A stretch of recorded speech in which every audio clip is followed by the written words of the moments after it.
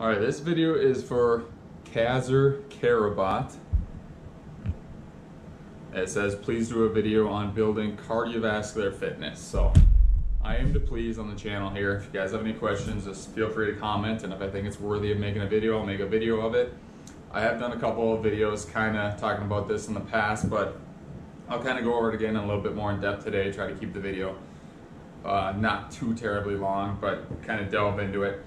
It's kind of an intricate topic. Building cardiovascular fitness is pretty easy. A lot of people overcomplicate it, but trying to fit it into an overall program, that's where things kind of can get complicated, especially if you want to gain muscle, if you want to gain speed, if you want to gain power, and if you want to gain endurance all at the same time. It's kind of a balancing thing, and once you get to those top levels, there's really no way to get better at all of them simultaneously.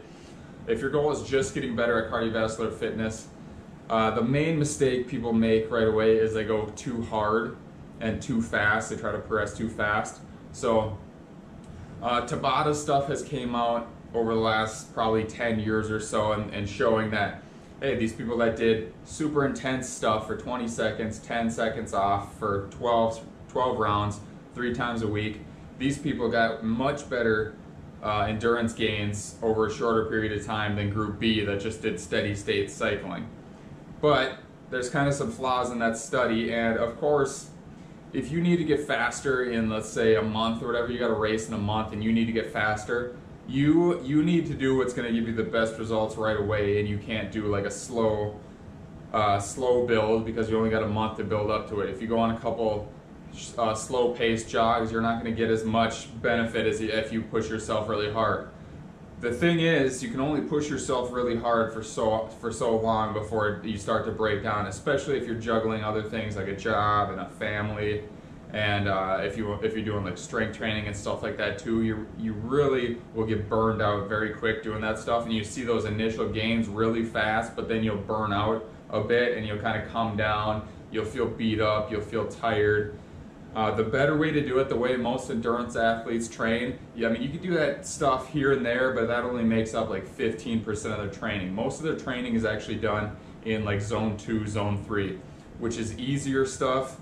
It takes longer to develop this stuff. You have to do it more often. That's the downside. You have to train more often. It takes longer to see those results, but those results are more sustainable. You're not going to burn yourself out.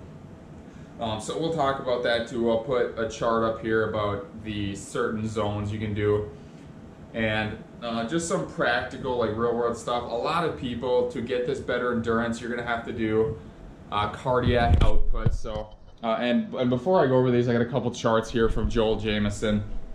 I'll just put his name right here, Joel Jamieson. He's probably the authority on this stuff. The dude is next level on everything cardiovascular and conditioning wise. So if you're interested in cardiovascular stuff, definitely check his stuff out too. He's an absolute man. But some of the conditioning templates that worked for me that I took from him: cardiac output. This would be like your easier main stuff. You're doing 20 to 60 minutes at a time, heart rate of 120 to 150, and then 1 to 3 times a week.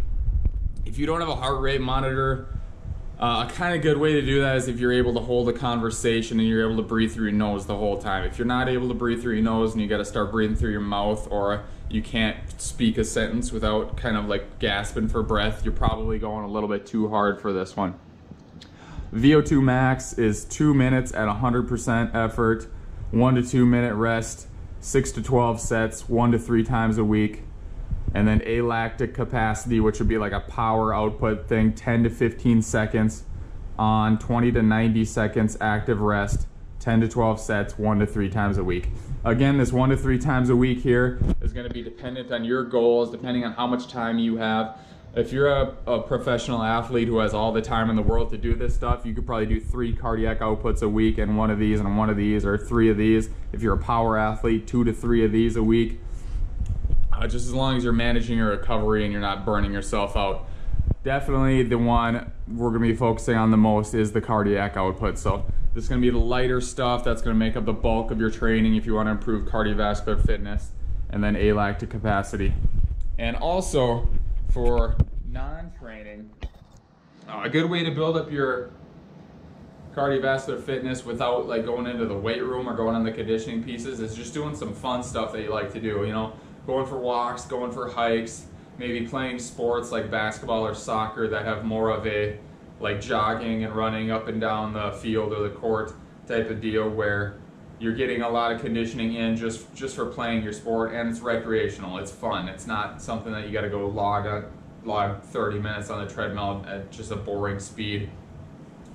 Also just stuff like going out kayaking, stand-up paddleboarding, anything like that kind of burns calories, works at cardiovascular fitness too. So those type of things are good, and they're just easy to fit in. It doesn't feel like a chore to do those things. If you do want to maybe take it up a notch, you can add in like some weight vests if you're going on a hike. Otherwise, we're going to be talking about jogs, sprinting, biking, stuff like that. Keeping your heart rate in 120 to 150 beats a minute for the most part. Only going over that a little bit because you don't want to burn yourself out. You want to keep this sustainable. And there's only so much you can recover from. So the more you push yourself, the more recovery you need. And there's a difference. I actually wrote a little note on here. There's a difference between building and testing strength. And there's a difference between building aerobic capacity and testing aerobic capacity. So testing it would be like a race where you're just going all out, you're giving it your all, and you're not getting better from that. You're actually getting worse from that because your body's putting so much energy and effort into that. And at that point you hit like a fight or flight where it's like all or nothing. You got to just leave everything out there, and your body is not worried about recovery at that time. It's worried about putting everything you got out there. And that actually will decrease your performance if you do that over the next couple days, and it'll take you maybe even a week to recover from that hard effort.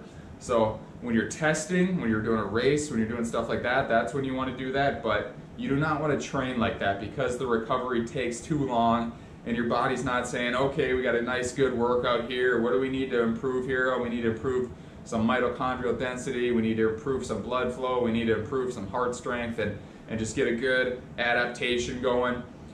It's going to just drop off the edge, and oh my god, we need to put everything into this basket because we need to do this, and then there's no recovery that happens afterwards, or it takes a while and you're just pushing it too hard. So just think of it like you're going just gradually up, a little bit harder each time, but not too hard, going just steadily upwards over time, giving good down times for recovery, and then going up, pushing maybe a little bit harder than the time before, and then down, and then up a little bit harder. When you're really testing yourself and you're really going all out, you get like this huge output, and then you get this huge drop as your recovery takes long. And you know, if you don't have very much stress in your life, just like the Tabata stuff, you push it really hard and then you come down, but you know, you're not very stressed out, you're feeling pretty good, you're new to fitness, so your body recovers fairly well, and you can push it a little higher, and then a little higher, and then a little higher, and your body can take this for a couple weeks or a month if you're lucky, if you have good genetics, maybe even a couple months before all of a sudden it says like, all right, we're just going to start, like the lows become lower, the highs are not as high, and you just get burned out.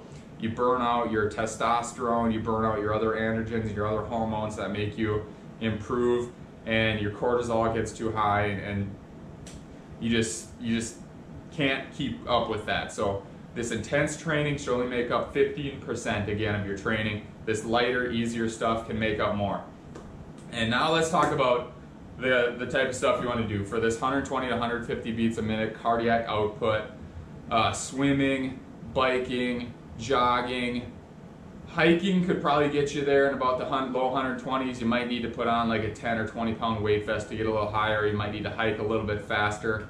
You can do rowing on the rowing machine, or even rowing or kayaking out in the water. You can do a ski erg, which is a machine I have right here. So I'll show you guys what that looks like. It's basically rowing, but it's like cross-country skiing, so you basically ski like this.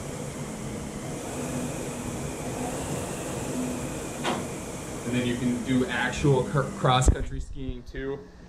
Another thing I'll do for conditioning stuff, I will put on a sandbag. And I did this the other day for a conditioning circuit to kind of make it more interesting and not so boring and monotonous. I did 2.5 minutes on the ski erg, 2.5 minutes on my Schwinn Airdyne, which is upstairs. And then I did 2.5 minutes of sandbags up the stairs. I'll put this 50-pound sandbag on my back. I'll go up the stairs 2 at a time. And then come down the stairs. Usually try to alternate which leg I start with. It doesn't matter that much, but it's just nice to balance it out. So I do this for 2.5 minutes, up the stairs, down the stairs.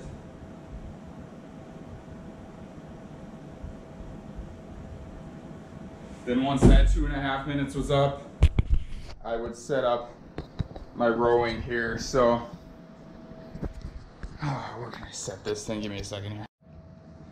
All right, and then after that, I would do some rows here with my rope. So I don't have a rowing machine, so right now I got a 75-pound weight on here. That's a little too heavy to do for conditioning. That's more strength building. But I put my 45-pound weight on here, and I would just go pull, pull, and just do rows, let it down slowly like this. So I do that for 2.5 minutes. And then I would run through that again. So another 2.5 minutes skiing, biking up the stairs, and then I do another 2.5 minutes of rowing, where I think the first one I started right, left, and then left, right, letting it down. I would switch hands on the second set around, so I go left, right, just to kind of balance it out, you know, which arm starts first. Same thing on the stairs, which leg starts first. I alternate it. It doesn't really matter too much, I don't think, but I just gives me a little more peace of mind to know that I'm more well-rounded and I'm not favoring one side over the other. So that's a circuit I do sometimes. 20 minutes, 2.5 minutes in between. I actually threw some push-ups in between too, so I'd run through the whole thing and then I do 30 push-ups. Push-ups are kind of a good one for building cardiovascular fitness, but when you're doing a lot of them, you really can't take a full, nice, deep breath when you're doing them. So they're all right to mix in there. Get a little bit extra strength in there, but they're not super great. Something like reverse lunges would probably be a little bit better, where it's easier to do. You're working your leg muscles, which use more oxygen than your arms. So, if you just want to throw in some reverse lunges, you can do that. If you want to throw in some squats, you can do that. If you want to throw in like some Hindu squats up on the toes, you can do that for a little bit more quad burn there.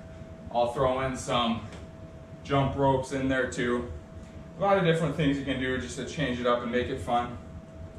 And if you guys are doing strength training too, if you're doing full body strength training, weighted squats, weighted lunges, pull-ups, push-ups, anything like that, rowing, glute ham raises, step-ups, all the typical stuff you do in the weight room. Your strength workouts are going to improve your cardiovascular fitness too. So it's not always one or the other. It's not you're only working on strength or you're only working on cardio. They kind of complement each other to a degree. You can't really specialize super hard in one and the other at the same time. They are competing a little bit, but they also do complement each other fairly well. And if you're a beginner, if you just start strength training, your conditioning and your cardiovascular fitness is going to go up to a point too. You can only bring it up a certain amount. Once you hit that ceiling to where the strength training gets you, you do actually need to start doing some conditioning to bring yourself up higher. But any type of physical stuff you're doing is going to improve your cardiovascular fitness to some degree. Just how far can you get with that, and if you want to get it farther, you have to start doing conditioning stuff. So I think that's pretty much all I got here for you guys. I'm going to put a chart up here for you guys to see. It's gonna show you like the various zones of conditioning you can do. And like I said, you really want to spend most of your time in like zone 2 and 3 on this. These are the ones that aren't going to tax you too much. They're not going to drag you down. Unfortunately, you do have to spend a lot of time there. You do have to dedicate probably 4 to 6 hours a week to these if you really want to hit that maximal level. If you're not too worried about it, you just want to generally improve your cardiovascular fitness, doing some strength training will help. Doing maybe an hour or 2 a week of dedicated conditioning will help. And then if you can throw in like if you like kayaking, if you like stand-up paddleboarding, if you like hiking, if you can throw some of that stuff in there too, where you actually are enjoying it and it's not a physical workout, it's not something you have to plug in and say, okay, I got to go to the gym and run on the treadmill for this long.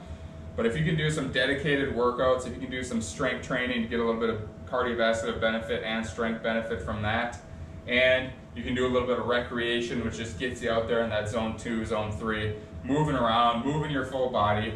That's definitely going to improve too.